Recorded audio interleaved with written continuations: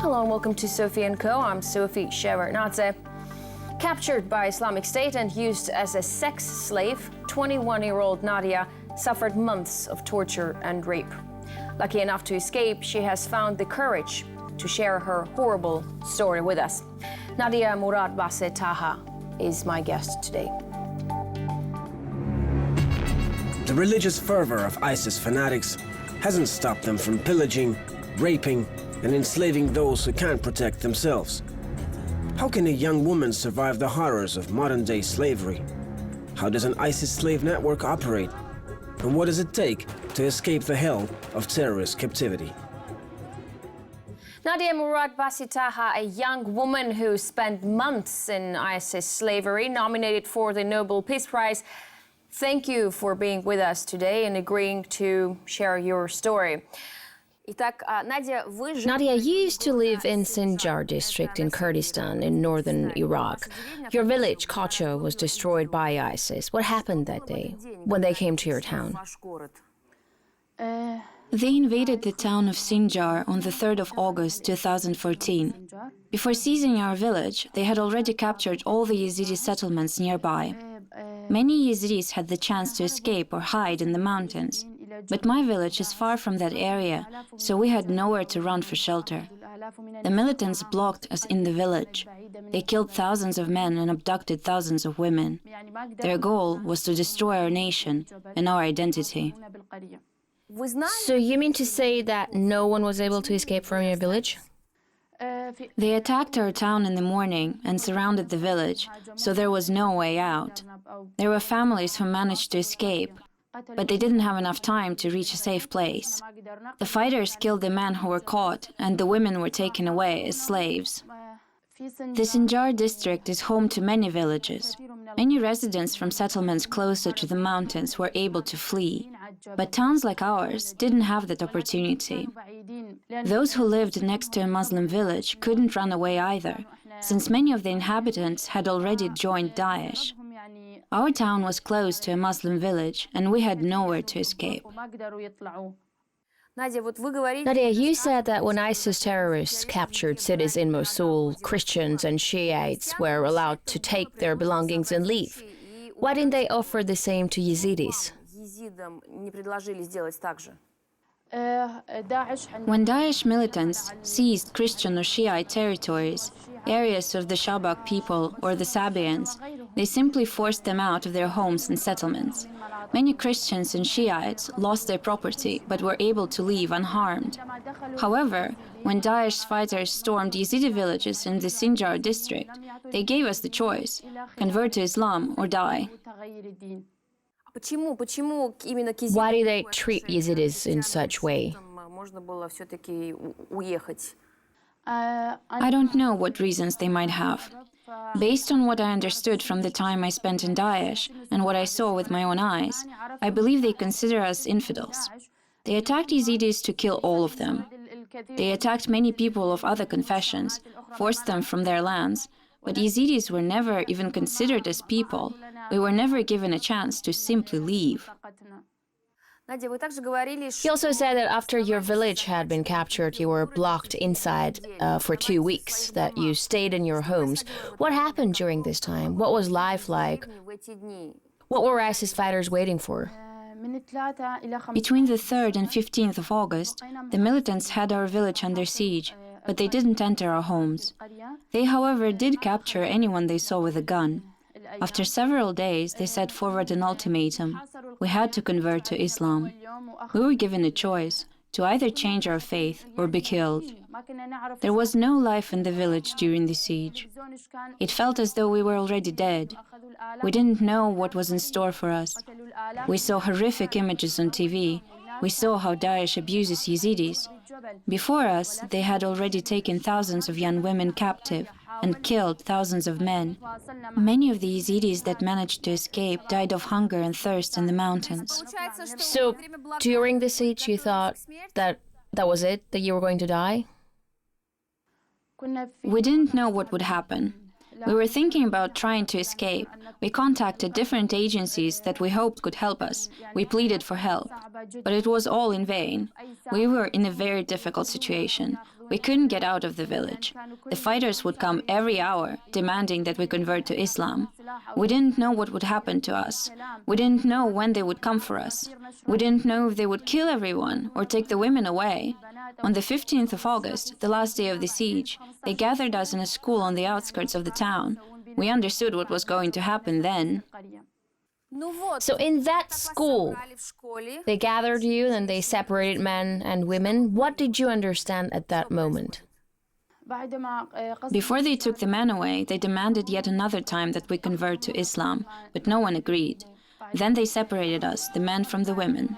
They took all our valuables that we had on us. After that, they led the men away and executed them. We could hear the gunshots. We could see them being killed one by one outside of the school. The militants then picked out the youngest women, the little girls, and also me. They set apart the elderly women too. All of us were taken to another district, where they divided us into groups, the young women, children, married women, and elderly women. And then they took each group to a different area. You just said they killed all the men. We know you had 6 brothers. What happened to them? Were they murdered that day? Daesh rounded up more than 700 men from our village. I witnessed them killing some of them, but we don't know if they murdered everybody. Some say there were people who escaped the massacre. My 6 brothers were among the men taken away by the terrorists on that day. But we don't have any information about what really happened to them. Maybe the fighters took some men captive, which means they're now in the hands of those murderers. But most probably all of my brothers were killed.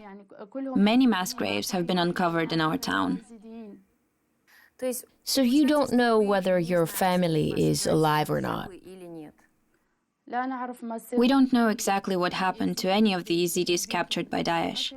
If they were killed or taken captive, I only know what happened to the women and girls who ended up as slaves, just like me. I know what they're facing and what they're going through right now. Did ISIS fighters enslave all women? Did they draw a line between the young women, the married, the senior ones? They abducted all women, girls and children, all Yazidis from the villages of Hardan, Tilazer, Siba, Girezer. There were thousands of women. In the first days, I witnessed fighters taking girls who were over the age of 9 to rape them.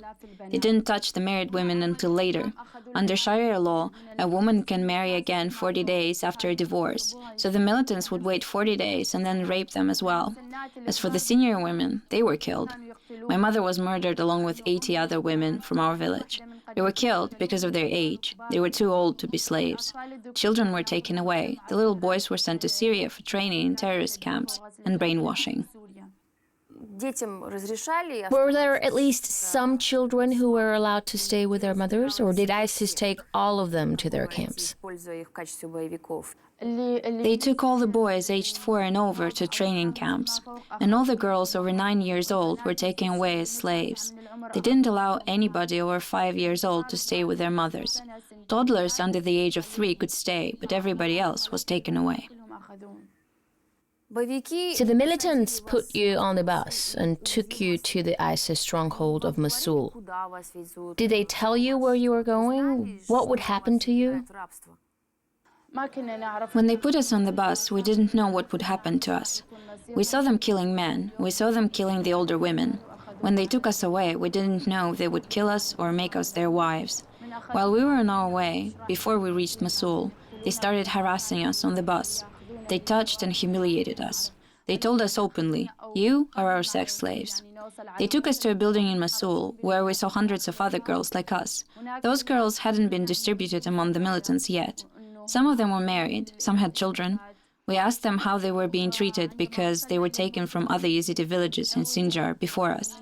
The girls told us that once in a while somebody is taken away and raped. The militants could sell or trade us among themselves. They took the children away from the married women. Women who were several months pregnant were forced to have an abortion because the militants said they were pregnant from infidels, Yazidi men. What happened next? Where did they take you? We stayed in Mosul for several days before we were distributed among Daesh fighters. They would come and take girls away. They would even separate sisters. There wasn't a single girl left who hadn't been raped. Girls were sold or rented to militants between Syria and Iraq. They distributed us between ISIS headquarters, between all the areas controlled by Daesh: Mosul, Raqqa, Shadadi, Tel Afar, Al-Hamdaniya. Yazidi girls were in every place, every house controlled by Daesh. The terrorists that took you wanted to convert you to Islam. You refused. Weren't you afraid that he might kill you? Were you ready to die? Yes, I was ready to die. I personally asked the terrorists to kill me. There were hundreds of girls who were with me, and they all wanted to be killed. We already saw men and women killed, our Yazidi brothers, our fathers and our mothers. Every single hour, every single minute, I hoped they would kill us as well. But they did not kill the girls. They had no intention of killing Yazidi girls. They wanted us as sex slaves. So, when he raped you, did you try to resist? Could you tell him no? Of course I resisted. I didn't want to be treated this way, but he beat me. He would put a gun next to my head, not to kill, just to intimidate. And then he would brutally rape me.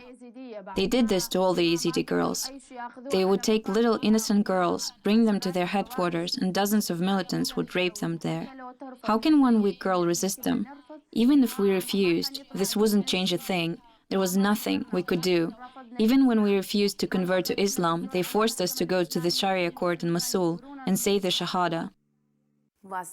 So, this terrorist, did he use you only as a sex slave?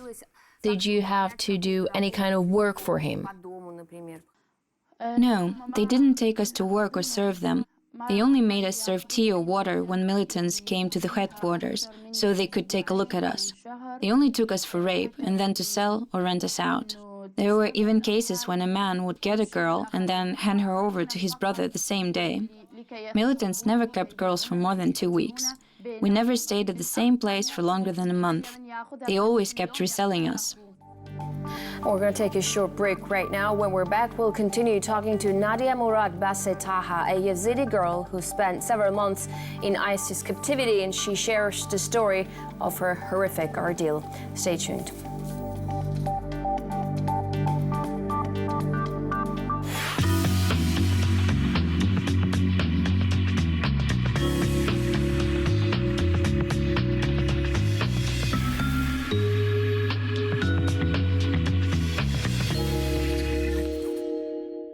We're back with Nadia Murad Basetaha, a victim of ISIS sex slavery, as she spent months in Islamic State captivity before she managed to escape. Nadia. So this militant that held you captive, did he have a family, a wife? Do all militants have families?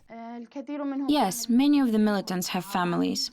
The one that took me captive didn't bring me to his family, but some of the militants would take a girl into their family for a day or two. But the families didn't help any of the girls. They treated them the same way militants did. Those were Daesh families. They were no better than the militants. But very few militants would take the girls to their homes. They kept us at their headquarters, where they had a better opportunity to show us off and sell us to others. So tell me something, if those militants were married, isn't it wrong for a Muslim to cheat on his wife? And does Islam even allow such violence? Their wives knew that the fighters took us as sex slaves. They didn't consider us equals. They were even glad. They didn't consider it as cheating, because the militants were doing everything in the name of Islamic State. They raped Yazidi girls and sold them to one another. Their wives knew about it. They knew that their husbands wouldn't keep those girls in the family for a long time or marry them. Militants never treated me as their family member. They only used me for sex. Why would their wives be jealous? I would be sold in an hour or two, and I would no longer be in their house. How did the militants justify their actions? Did they just say they were doing everything in the name of Islam? Yes, they even forced me to pray, to memorize the Quran, to read the Quran. Even if Daesh was doing all these things in the name of Islam, even if it calls itself Islamic State, there are many Muslims that are against the things they do. But there are those who join Daesh, and not just in Iraq and Syria. They have people from many different countries. I heard these fighters speaking languages I couldn't understand. Nadia, you tried to escape, but you were caught. Could they have killed you for your attempt to flee? What happened after you were brought back to your captor? They didn't kill girls for trying to escape. After I was caught, they took me to their headquarters. I was beaten, and many ISIS fighters came and took turns raping me. They did this to all the girls who tried to escape. Some of these girls were very young, many of them virgins. Many Yazidi girls committed suicide after being raped like that. If anybody tried to run and got caught, they wouldn't try it again. What happened after? Where were you taken? They caught me and kept me in their headquarters in Mosul. The militants raped me, sold me, and rented me out. I met many girls who were treated the same way. I was not the only one. But I was lucky. I was able to escape once again. The last time I escaped alone. I ran to a house, and the family that lived there hid me from the militants. Yet some girls were not as lucky as I was. A girl from my village tried to run away from the militants in Syria. After they caught and raped her, she set herself on fire and burned to death. You know, I've met a Yazidi girl who is helping girls like you who were able to run away from the militants. Now, she told me that some girls killed their guards. Have you ever thought about that? I couldn't kill anybody. Maybe there were girls who were able to kill, but I wasn't. I was never left in a house with just one guard. They kept me in their headquarters, but there were dozens and maybe even hundreds of militants. Even if I would kill one of them, there were 20 more in their headquarters. You've been sold and transferred several times. Tell us about it. Were you bought and sold as a slave at a slave market? How does it look like? What happens? Sharia courts serve as markets. Militants would come to a court to look at the pictures of the girls. Some would also come to their headquarters to choose a girl. I was kept at one such place. Militants could come and look at the girls, including me. If somebody liked me, he would take me. They would visit different places and choose the girls they liked from dozens and even hundreds of girls. All the Daesh militants know each other. When they talk to each other, they share information about girls in this or that place. Then they come to look at the girls and take whomever they like. We were sold in courts and markets. There are markets, big halls in Syria where thousands of girls are being traded. Militants go there to buy girls. The first time I was with 60 others. We were kept in 2 different rooms. Militants would come and buy us as if we were merchandise. How much did they pay for you? What is the value of a human life, according to militants? They never treated Yazidis as humans. We are like animals to them. Often we were given away as gifts for their friends. They would exchange girls and sell them for less than $100. We had no value. Our lives were worth nothing to Daesh. Were all the militants Arabs, or were there Iraqis and Syrians among them? Were there foreign fighters from Europe and the US? There were many militants from Arab countries. Many were Syrian. Some came from other countries. I don't know exactly where from, but I know for sure that people from many different places, not only Arab countries, joined Daesh. You cannot say that Daesh is fighting against Iraq. This war is a threat to the whole world.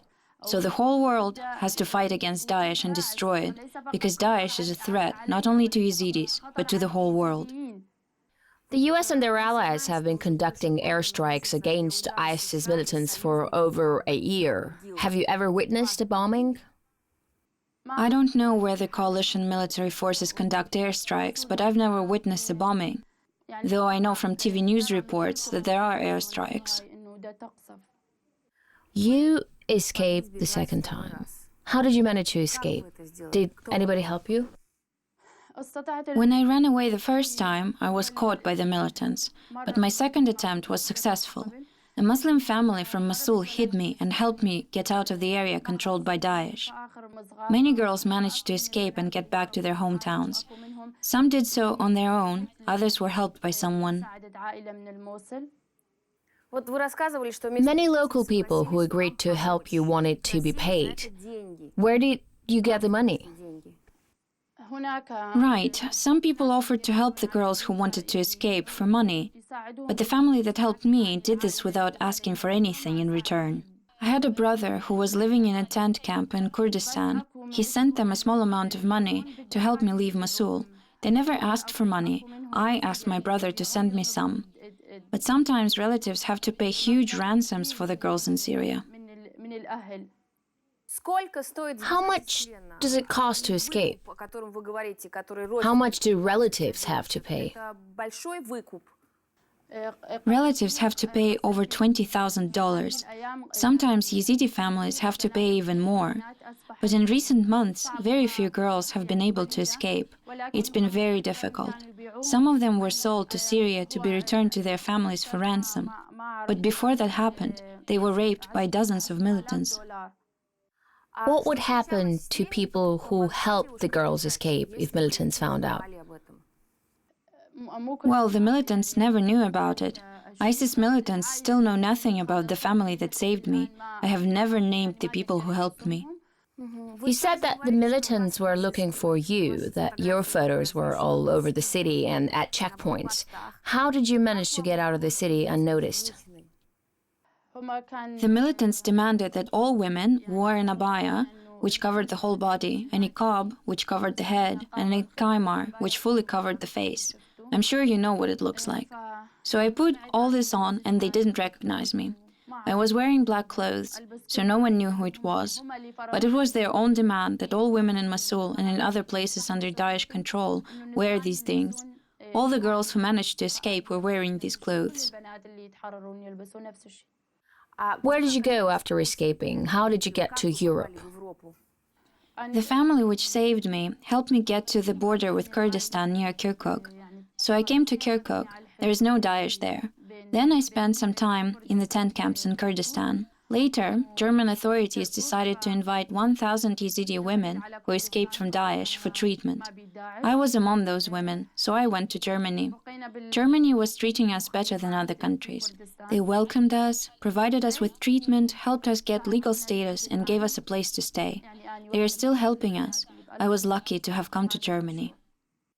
Nadia, you are an exceptional human being in every sense of the word, because you not only managed to escape from captivity, but you were also brave enough to tell your story. Not every girl would be able to do that. Not every man would be able to do that either. Do you fear ISIS persecution now? After everything I went through, my life doesn't mean anything to me. I have nothing to lose. I once had a family, but I lost it. The society I lived in was torn apart and divided. The future of the Yazidi people is uncertain. Still, 3,400 Yazidi women and children in Syria and Iraq are being sold, rented, and exchanged. Nobody is helping the Yazidis. Therefore, I have no fear for myself. I lost everything, my honor and my dignity, my family. The Yazidis lost everything. I have nothing more to lose. I know that you have been nominated for the Nobel Prize. What does this mean to you after everything you've been through? Yes, you are right. I've been nominated, but I have an important mission and a big job to do. It's more important than any prize. My people, 500,000 Yazidis, have been forced out of their land. Thousands were killed. Over 20 mass graves have been found near Sinjar. Nobody helped us when we were in Sinjar. No institution has ever helped us to release our girls. No country or organization has ever sent anyone to Sinjar to see our graves. Sinjar's land is covered with the dead bodies of our sons and daughters. We are not able to bury our dead. Maybe the world could help me to do that. Yes, I've been nominated for the Nobel Prize, but this prize should stand for all of my people, for all the minorities and ethnic groups, for each woman and child suffering from torture and abuse. Only then this prize can be a good, sacred prize respected by the whole world. But I've got something bigger than that. I have a greater task. My people are suffering genocide. I need to stop the genocide against Yazidis that is still going on. Nadia, you know, I can't just say thank you, because saying thank you is nothing. It's very brave of you to share your story. After this interview, I know that you have survived for a purpose. You have a very important mission to preserve your people, the Yazidis. And I'm very grateful to you for this interview. I wish you strength to reach your goals. Thank you very much. We were talking to Nadia Murad Bassetaha, Yazidi victim of ISIS sexual slavery, nominated by the Iraqi government for the Nobel Peace Prize, and she shared the story of her terrifying ordeal in ISIS captivity with us. That's it for this edition of Sophie & Co. I'll see you next time.